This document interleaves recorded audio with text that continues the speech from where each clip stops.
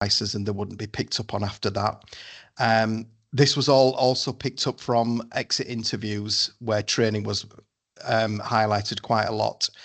One other problem we had with Band 2 recruitment, we had a lot of external competition from other companies, particularly based in Leeds city centre, such as call centres. They generally had better pay and better incentives, so we needed to look at that as well. So on to the actions. We first of all spoke with HR to look at whether we could look at a restructure, which obviously they gave the green light for. We spoke with finance to check if there was going to be any costs involved, or whether it would cost more money or less money. As it turned out, with the structure that we proposed, it was actually going to make a saving of about £16,500 once it's in play and up and running. Obviously, then we went to the tri-team with a presentation and a proposal, and obviously the finance side of that helped, and they gave their approval. I then produced a RACI matrix to identify stakeholders, timescales and tasks, which is over on the right. And then finally, we moved on to the staff consultation. Next slide, please. So what went well? Oh, I think we back one. Jumped. Yep, that's done. Thank you. Outcome. So we cut down from 3 PSCs to 2, and we've also created 2 new roles for 2 APSCs. Again, the common themes dictated these roles. So we've got a new training and wellbeing APSC and a new peripheral sites APSC. More Band 3 roles were created to compete with the recruitment against the external companies. So we have a new role, which is called a complex booking staff member, and they can book all modalities rather than just booking one modality. We had a decrease in the Band 2 clerical staff. So we've just have Band 2s on the receptions now. Anybody who's booking is going to be a Band 3 complex booker. And that ties in with planned utilisation of self-checking kiosks and patient hub. All staff have a clear understanding of their roles and responsibilities. And as of March 25, the admin sickness has dropped from 12.36% to 12.16%. It's baby steps, but it's a step in the right direction, hopefully. Next slide, please. So what went well? Excellent project buy-in from the existing Band 4 and Band 5 staff. They were really pleased with the proposal and fully backed us going forward. Successful recruitment into Band 4 and Band 5 roles has now taken place. The absence process has been made a lot easier by having clear roles and procedures, and full support has been provided by HR throughout the conduct and discipline process. Next slide, please. What would we do differently? Well, we've moved through the process a lot quicker. It's taken about maybe coming up to 18 months now to get where we are. We're still doing some recruitment for the Band 3s.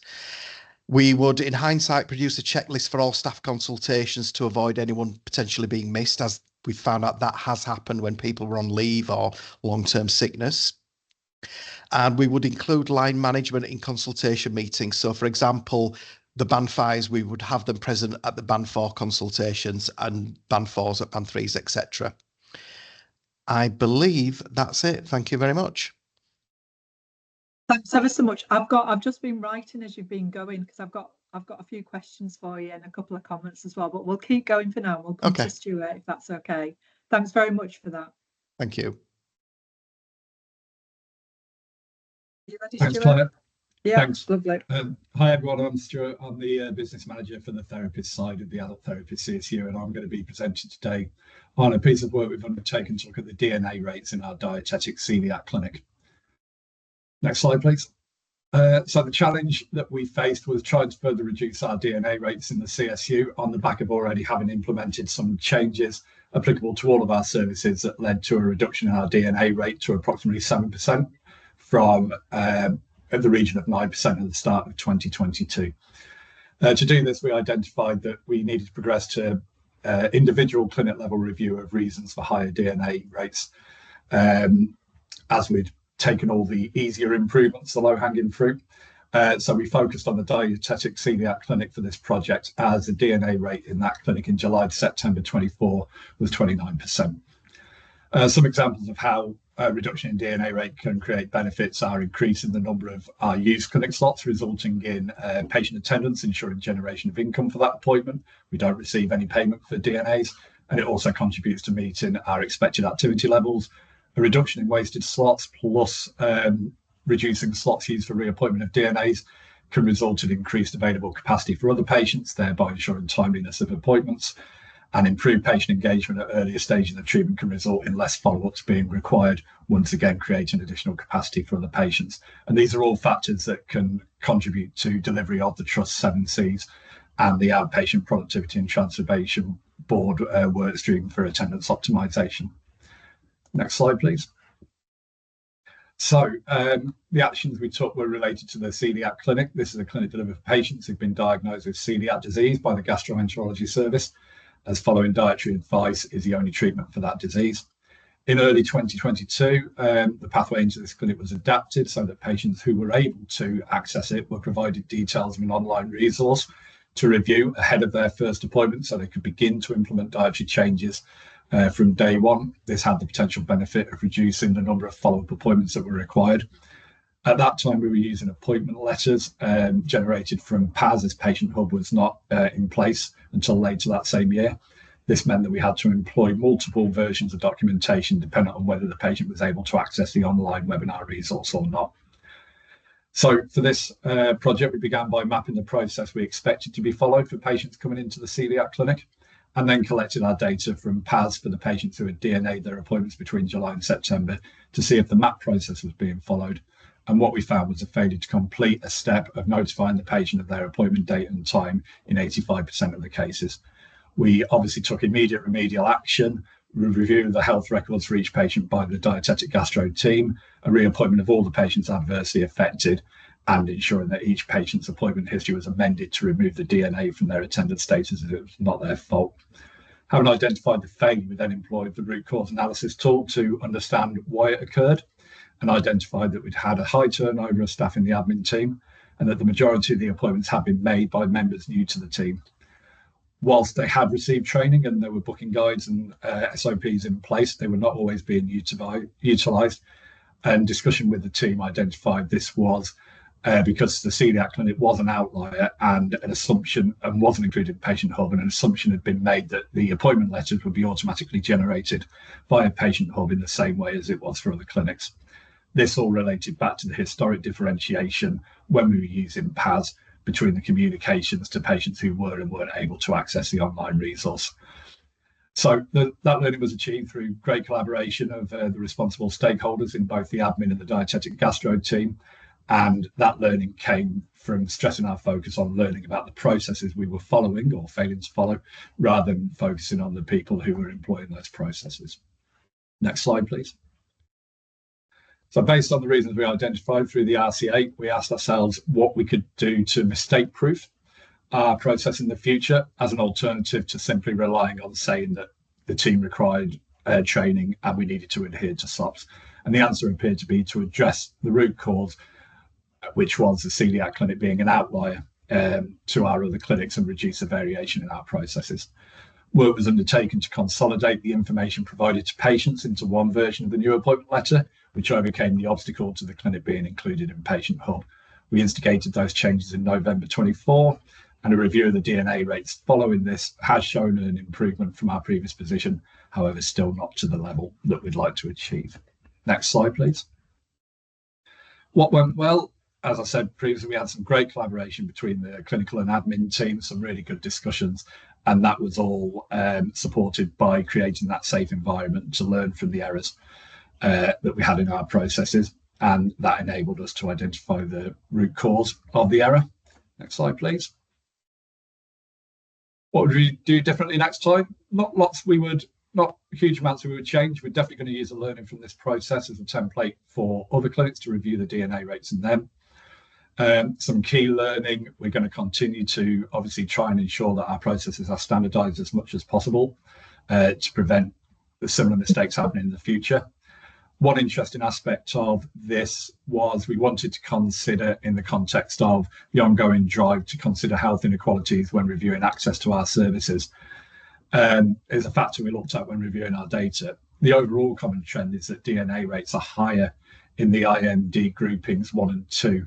Interestingly, for this clinic, it's not the pattern that we observed, and the majority of the patients who DNA'd were from IMD 5 and above. So that's a timely reminder for us when we're looking at access to services, that not to assume that DNAs are more likely from IMD 1 and 2, and to approach it with an open mind. Next steps, we've already completed a further analysis of the DNAs following the change that we made. Happily, we found the MAP process was followed as expected for all patients. So that allowed us to undertake a more robust analysis of the actual reasons that patients DNA'd their appointments. Our planned next steps is to increase provision of information to patients in this clinic about their condition using some functionality available in Patient Hub to hopefully drive increased patient engagement.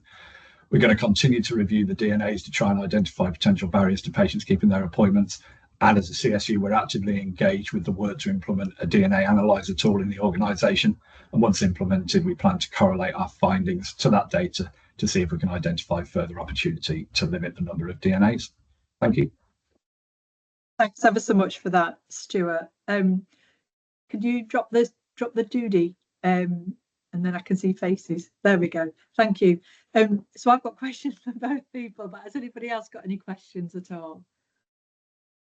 No? Well, I'll start, and I'll go in. I'll start off with Martin, if I may. So it's quite timely that you're here today, because earlier on in the week I spent some time with the admin team, the booking team, and which was brilliant. And we had trust board yesterday, and I talked about it a lot because I was really impressed with the team. And the thing that I was most impressed with was their commitment to patient care. So whilst you were talking, and I was thinking, because obviously they've used the lead improvement method around their production boards, you're obviously doing a particular focus, making sure that you've got the right people doing the right jobs, which is absolutely the right thing to be doing. But I did think as well, with that staffing thing that hasn't quite gone as far as you'd want yet, though it's early days, is that that element about them really wanting to do the right thing and not feeling that they quite do that because either they don't have the right number of people in, because I know there has been a bit of a retention issue that you've been working on in there as well, which hopefully this will help with. It's that sort of that cycle, isn't it? So I think it's understanding all of those things, isn't it, right, that will make the difference, right? Because it's not that people just don't want to come to work. It's that notion of, what's causing that, so either moral injury or that burnout that people will be experiencing. And people experience that in admin roles as they do in any other role as well. So I know that's more of a statement, Martin, rather than a question, but it's an observation. But I was very impressed with them and their level of commitment and knowledge of their services. So fantastic. Thanks, Martin. Thank you. And then Stuart, again, I'm not sure if it's a question or if it's a statement really, but I thought your observation about not making assumptions was really important. So because whilst you were presenting, I was thinking at F&P on Finance and Performance Committee on Wednesday, and then at board yesterday, we talked about the trial that we're running at Chapel Allerton for the health equity and right to treatment process that we're about, which you're probably familiar with, and how we then roll that to other areas so that we can start making an impact on health inequity and health inequalities. And so I was thinking, Stuart would be a good one to get into the next cohort for that, because we know people on 0 hour contracts and those types of things, it's harder to access healthcare. So coming to the fact that your observation has been that it's not there in this instance, it's more your 5 and above. Yeah. That's a different thing altogether, isn't it? Yeah, and I think it's just when you're looking at your clinics, you have to think about the patient cohort. We have some clinic groups where I can think of one particular dietetic clinic in the pancreatic service where they have a real split between people with a pancreatic disease that they've acquired through a chaotic lifestyle, and their engagement is a lot less than the patient cohorts in that another cohort of patients in that same clinic. And I'm trying to differentiate between the two, and acknowledging that even within the same clinic, the actions you take for one group of patients will not prompt the same engagement as the actions you take for other patient cohorts in that clinic. And every clinic's going to have that uniqueness to it that you have to get under the skin of and try and understand. Absolutely, it's that it truly is that patient-centeredness, isn't it, that of care and understanding what different techniques and tools work and that we can use.